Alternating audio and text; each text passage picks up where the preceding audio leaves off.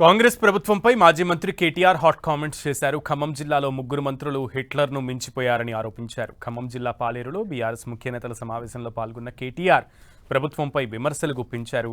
అవినీతి విషయంలో మంత్రుల మధ్య పంచాయతీలు నడుస్తున్నాయని అన్నారు.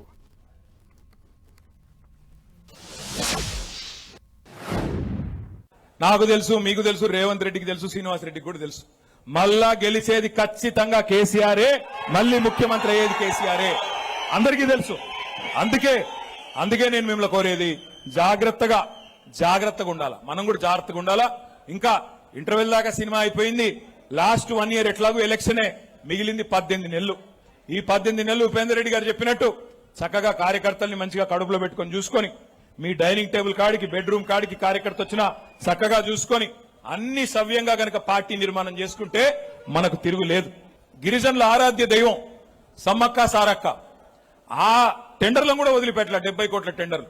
దానికోసం కూడా మంత్రుల మధ్యన పంచాయతీలు, దానికోసం కూడా మంత్రుల మధ్యన కమిషన్ల కోసం కుమ్ములాటలు.